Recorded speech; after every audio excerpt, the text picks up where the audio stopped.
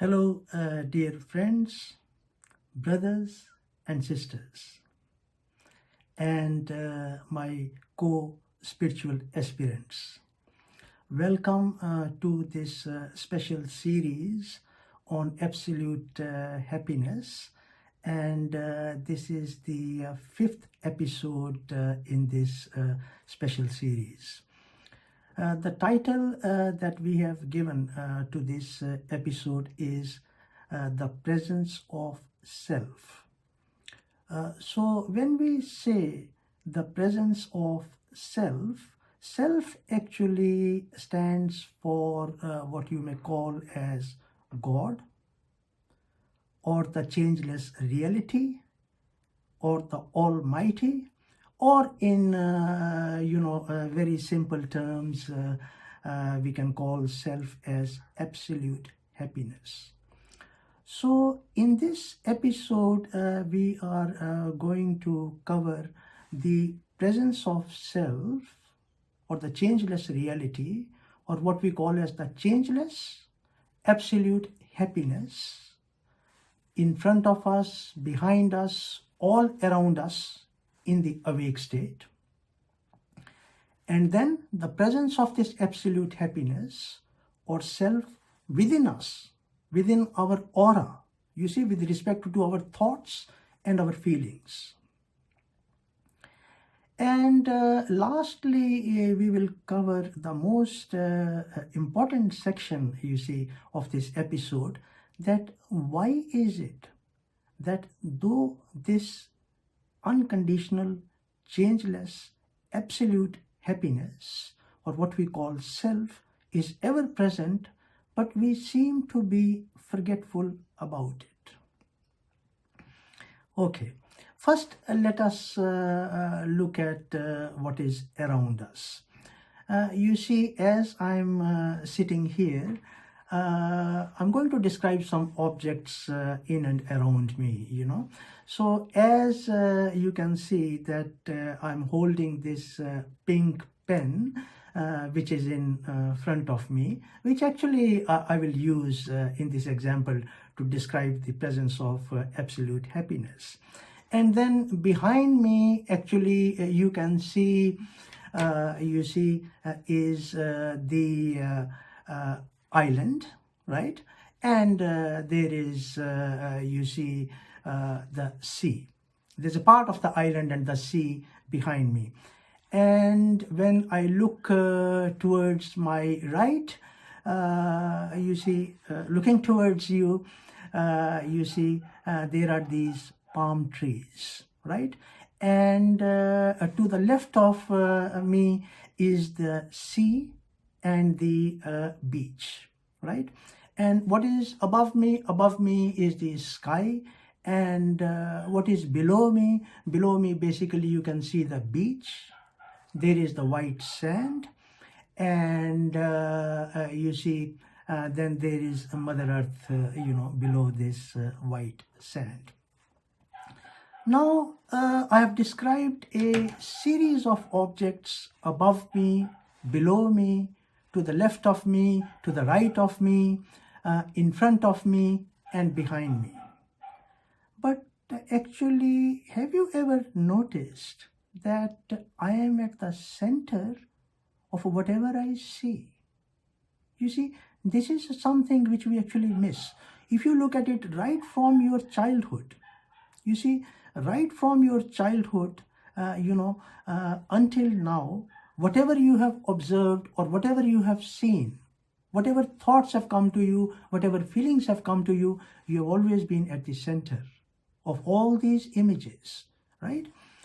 So you being at the center and all these images being around you, whether these are images of thoughts, feelings, or gross images, you see, thoughts change, feelings change, images change, but look at it very carefully. What has not changed is that you are the center of all these images.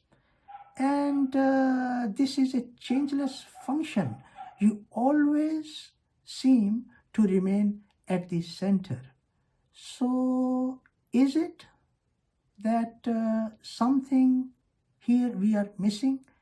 And is it that this is where we are actually going to find what we call as absolute happiness or the presence of self? So let us look at it. So as I had shown you that, look, now this is a pen. It is pink in color and it is in front of me. Now look at it. You see, when I ask the question that what is there between me, this physical form, and this pen, naturally some of the answers will come, that there is space between me and the pen. Of course there is space. Then some of the answers will come that, oh, there is air, there is light between me and the pen. Yes, that is actually quite obvious. But you see, we are missing one thing here. As I look at the pen and I describe that to you, you see, I'm conscious of the presence of this pink pen, isn't it? You cannot deny, unless I'm conscious of the presence of this pen, I cannot say that this pen is here. So what is happening? You see, one, the screen of consciousness, the universal screen of this reality, the absolute happiness, you see, what we call as awareness or consciousness is already present. Why? How? Because this pen is already there in the view, isn't it? The view is there, and in the view I described so many objects, and in that view this pen is also there. And then what happens is that, you see, I'm conscious something from me is traveling, which takes on the form of what we call attention, and I become conscious of this pen, right? Now, can you see one thing, that this pen is surrounded by this view or by this screen of consciousness, and by this consciousness alone, which travels from me, I become conscious of this pen. So you see, look at it very carefully, that other than space and light and air, something else invisible is present between me and the pen. And even when I look at myself, even when I look at my physical form, I'm conscious of this physical form, right? So this is very subtle. You see, if this universal screen of consciousness is not present, right? I again say that if this screen of consciousness is not present, then there is no way that I'm actually able to see this pink pen, or can I see myself, right? It's very subtle. Think about it. How does the view appear in front of you? How do you become conscious of the presence of this pen? You see, being conscious seems to precede, seems to be before any object. And that is correct. And you can test this out. So you see, I'm surrounded by this, what we call as the self, or in simple words, what we may call as the consciousness, or I use the term absolute happiness. A happiness that does not change with these changing images, changing thoughts, and changing feelings. And look at it. Myself and this pen are surrounded by this consciousness or absolute happiness or self. And similarly, everything that I described to you, the palm trees which are there to the right, you see the beach which is there to the left, the sky which is there above me, you know, this part of the island and the sky which is there behind me, and you see this white sand which is below my feet. Can you see that they are all in the view and they are all surrounded by this universal screen of consciousness? So if you look at it very carefully, you see, this light of consciousness, this reality, this changeless absolute happiness is ever present in front of you, behind you, above you, below you, to the left of you, and to the right of you. and it is always there, and it is not going to come and tell you that, look, I am here and I am actually absolute happiness. And this is the presence of this changeless self, the reality, or this unconditional happiness all around you, right? You can test it, you can experiment with it, as much as you want, and every time when you experiment, you will find it actually to be true. Okay, so we found the presence of self, or this unconditional or absolute happiness, all around us, right? Now let us go within. Let us go within. You see, I would like you to very carefully look at this figure 1, right? Let me just briefly describe. This figure 1 is your aura. In this figure 1, you have got your astral body, right? And this astral body is about 60 centimeters all around you, right? After the astral body is the mental body. This mental body is another 15 centimeters further away, right? So you see in that light orange color is your astral body, and you see in that light green color is the mental body, right? After the mental body, of course, you have got, what you have is the body of intuition, right?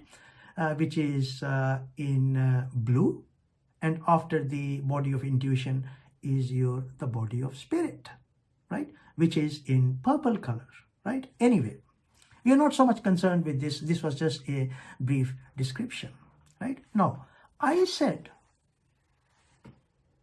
that I've got this pen in front of me. What is this? I've got a pink pen in front of me. How do I tell you that I've got a pink pen in front of me? Because when I look at it, this thought comes to me that there is a pink pen in front of me. Now, where did this thought come that there is a pink pen in front of me? You see, when you look at this diagram, what happens is that from your mental body, the thought flows, right?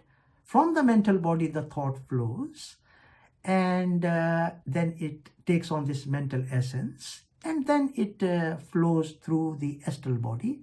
Then it takes on that astral essence around it, and then it flows through the etheric body, takes on the etheric essence, and then it reaches my physical form, and then I'm able to tell you that I've got a pink pen in front of me, which I'm holding, right? But you see, though I'm holding this pink pen, but as you can see that the thought started from the mental body, traveled through the astral body, or the body of feelings, and then through the etheric body, it reached my physical form, and then I'm actually able to describe it.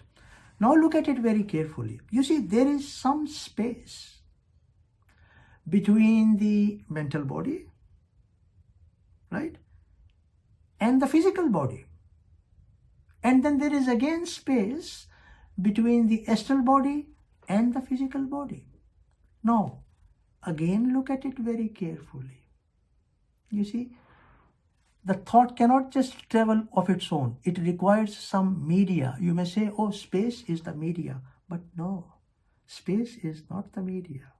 You see, because I'm conscious of this thought that I have this pink pen in front of me. Look, I'm conscious. I'm consciously telling you that I've got this, this pink pen in front of me. You see, again, just like we spoke about the objects outside, again, between your mental body within you, from where this thought comes, and the physical body, of course there is space. I'm not denying that. But you see, just like if there is no sea, there can be no waves.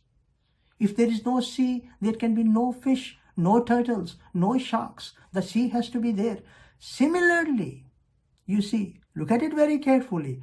Similarly, you see, between your mental body and your physical body, as this thought is traveling towards you, the media is again this self, or the light of consciousness, or awareness, or the changeless reality, you may call God, or in our simple terms, we call it the presence of conscious, unconditional, absolute happiness. In simple terms, it is the self or consciousness present, right? So going within, you see, we find the presence of absolute happiness again, right? Now let us go a little bit further. Again, looking at this diagram, you see, after the mental body is the astral body. Now, you see, even when you look at this pen, and I say that this is a pen, but then you see, what color is this pen? This pen is pink in color, right? It is pink in color, but it's a beautiful color, isn't it? Everyone actually likes this pink color. So I hope that you too like this, this pink color. I like it, right? With this metal, sort of a silvery metal on that. So now, you see, the moment I say that this is pink in color, and I like this color, it's a beautiful color. So the moment we say that it's pink in color, it's a beautiful color, basically, you see, what we are saying is that it's an expression of a beautiful feeling, that I like this pink color. Now, where does this feeling come from? First came the thought that I'm holding a pen and the pen is pink in color, and then came the feeling that this is a beautiful color. Now, you see, what happens is that this feeling comes from your body of feelings, or what we call as the astral body, right? So what happens is that this feeling takes on that astral essence, and then it travels through the astral body into the etheric body, takes on the etheric essence, and then it comes into the physical body, takes on the physical essence, comes to your solar plexus, or the third chakra, or the seat of emotions, whatever you may call it. And anyway, I express this feeling. I'm conscious of this feeling that you see, this pink color is absolutely beautiful, right? On the other hand, if this color were black with some red dots on it, maybe we may not like it so much. So this is a feeling opposite to this feeling that this pen has got pink color and it's a beautiful color. Now look at it again. You see, of course, this is how the feeling has come into us, but this feeling, when it started from your astral body, again, there is some space between the astral body, which is about like light brown, orange in color, right? There is some space between the astral body and the physical form, right? Now look at it. The astral body is about 60 centimeters wide all around you. This is the body of feelings. Now again, when we ask the question that what is covering this gap between the astral body and the physical body, again the obvious question is that of course it is space, right?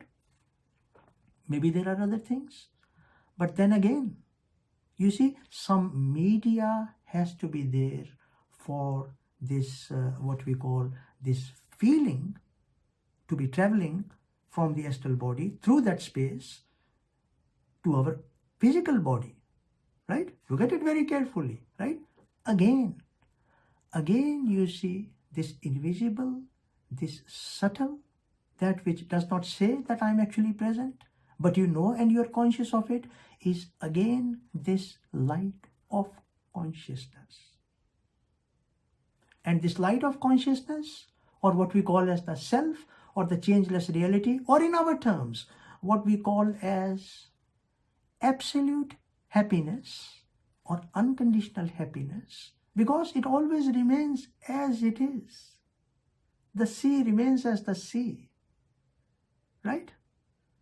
The self remains as the self. The unconditional happiness or absolute happiness remains as it is, unaffected by our thoughts, by our feelings, by these images which we see outside, right? So again, between the astral body and your physical body, this invisible, subtle, unconditional, absolute happiness or self, or this changeless reality is present.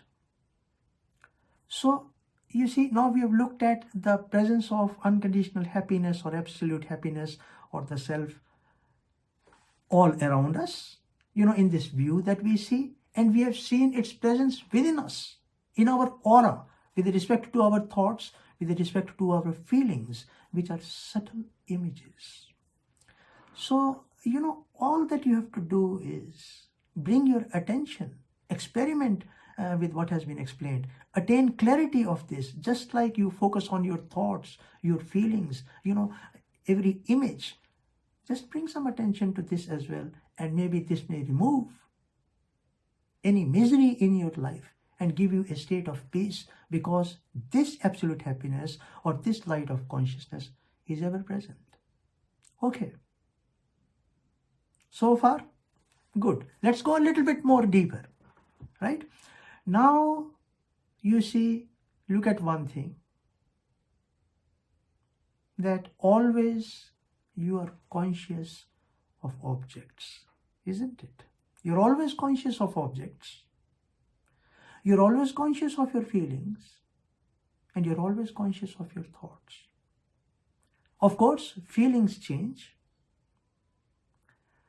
thoughts change, and the objects which are there in front of you and all around you, the gross objects, they keep on changing.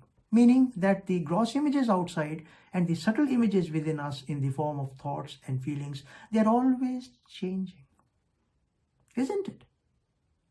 But one thing never changes. One thing never changes. And what is that?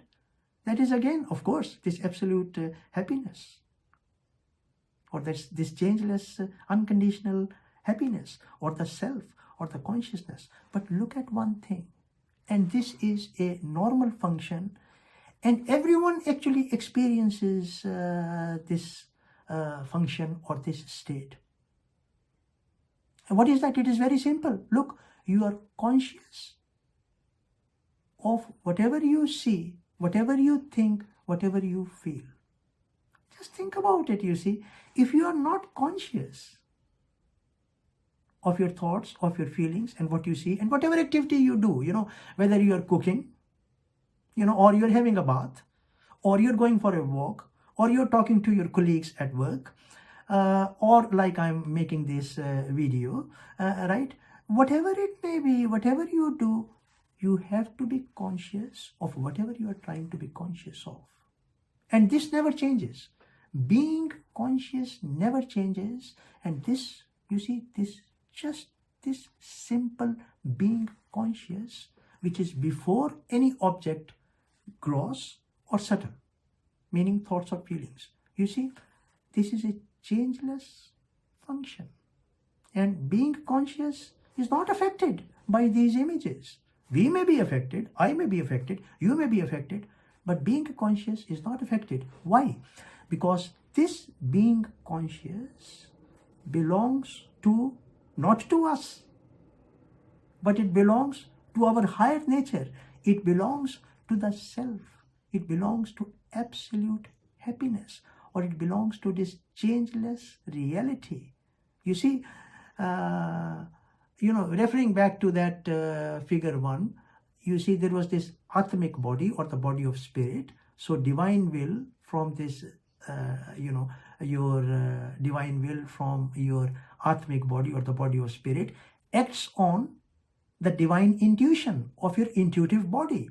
And this is how intuitively this view, whatever you see, it appears. The view is always there, whether you think about it or you don't think about it. But in that view, whether the view is within you, thoughts or feelings, or the view is outside you, you're always conscious of the presence of absolute happiness in the form of being conscious. And the proof is that you're always conscious of whatever you do. Think about it. You see, if you're not conscious of whatever you are doing, if this being conscious is not present, if you see this reality, the self, or the absolute happiness is not present in the form of being conscious, how can you function? Experiment with this. Attain as much, clarity you want of this. Reflect upon this. But this is the truth. This is the truth, and this does not change. And this is why we call this as absolute happiness or unconditional happiness, because being conscious is a natural function unaffected by anything. As long as you live in space and time, as long as you have got a form, whether it is physical, astral, mental, bodhic, atmic, means a spirit body, or wherever you may be in space and time, you have to be conscious of other images, and you have to be conscious of yourself, and you have to be conscious of whatever actually you are undertaking. Okay, so we have covered two important parts of: one, the presence of absolute happiness in and around us, and two, you see, being conscious itself is what we call as this unconditional happiness or self. But you see, now we come to the last part of this discussion, and this is very important. You see, that the question arises, you see, and this question begs answering, that even when you are told about the presence of self, even when you are told about the presence of reality or unconditional happiness, you see, even when you are told about this changeless happiness, you see, in front of you, all around you, within you, in the form of being conscious, why is it, you see, why is it that you are forgetful of the presence of this reality? So I'm going to draw your attention to something which we discussed in a previous video, but we are going to now discuss a little bit more in detail. You see, look at this figure 2, right? This figure 2, recalling from our previous discussion briefly, that the astral plane consists of 7 sublevels, right? Now, when you look at the 5th, 6th and the 7th sublevel of the astral plane, this is what we call as hell or the dark forces. So, you know, what happens is that any feelings that come into you in the form of stress, in the form of anxiety, in the form of fear, in the form of jealousy, in the form of envy, in the form of anger, in the form of greed. You see, all these feelings which are causing disturbances within you, they all come from what we call as the hell or the 5th, 6th and the 7th sublevels of the astral plane. You see, now this is basically what actually you've got to realize. Just like you need food, you know, you need food to sustain your physical form. You need breakfast, lunch, afternoon tea and dinner. Similarly, you see, these feelings which cause these disturbances within you, you see, and the essence which is produced, the anger, the fear, the jealousy, the hatred that is produced, that is their food. They feed upon that, and that is what they pass on back to the hierarchy or back to the higher beings, or asur, or, you know, the bad nature spirits which are present in the 5th, 6th and the 7th subplane called hell or the world of dark forces, right? Now, you see, this is what happens. As long as you are in a state of happiness, life is going on smoothly, everything is good. But even then you don't pay attention to the presence of the self or absolute happiness.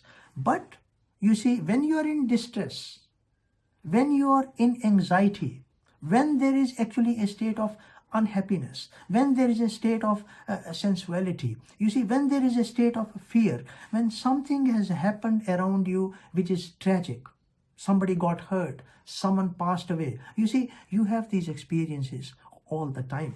And you know, there is this general rule of the thumb, that during the day 90% of your experiences are good. You know, the presence of light, getting ready for work, going to work, driving a car, sitting down, reading a book, watching television and all that, that is all good. But 10% there is a disturbance, right? And it varies. This disturbance can vary from about 10%, and in some human beings it can be as high as about 34%. But generally 10% you do have, bad feelings come during the day. Now look at this very carefully. Look at it very, very carefully. You see, it is the stress, it is the anxiety, it is the fear. You see, it is all these things, the emotional disturbances caused within you as a result of these, dark elements entering, into your mind, the back door of your mind. I call it the back door, from where they crawl in, right? And they cause all this disturbance the moment they say that your environment has changed, right? So look at it. And this is what makes you forgetful of the presence of self. This is what makes you forgetful of the presence of reality. So you must be very careful. You see, until you really learn to overcome these negative emotional states, the disturbances will continue like ripples of waves on an ocean. But the ocean itself remains undisturbed, right? Look at it. You see, being conscious of all these disturbances, that part remains undisturbed. It simply makes you conscious, right? So if you see, this reality or absolute happiness in the form of this consciousness or awareness, it's present all around you and it is not disturbed by the images. Look, the view which comes in front of you is not disturbed by the images in that view. Similarly, you see, you being conscious of these images outside you or the thoughts and the feelings within you, look at it. Absolute happiness or unconditional happiness, taking on this aspect of form of being conscious, remains unaffected by any image, good or bad. So if that is not disturbed by these images or by these dark forces, why are you disturbed? Why are you disturbed? Right? Think about it. Focus upon it. You see, I am in that state. That's why I'm able to talk so freely. And I share this knowledge freely with everyone. I help others, to attain to that state where we are still living in the physical form. We still, carry on with our day-to-day life. But whatever comes, we take it on the chin. We face it. But it doesn't cause any disturbance. Because what happens? Look at it.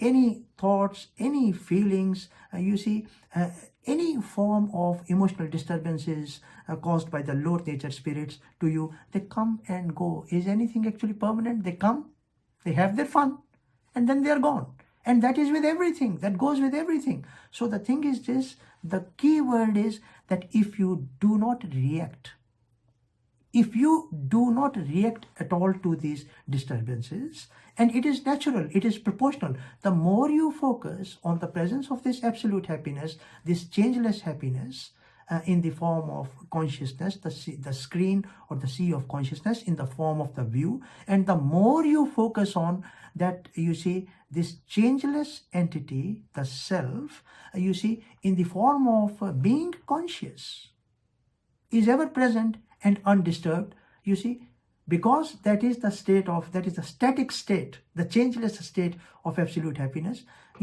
Just like being conscious, you being conscious, that aspect is not disturbed by any of the images. Similarly, you will also develop that in you and you will not be disturbed by these images. This is the key.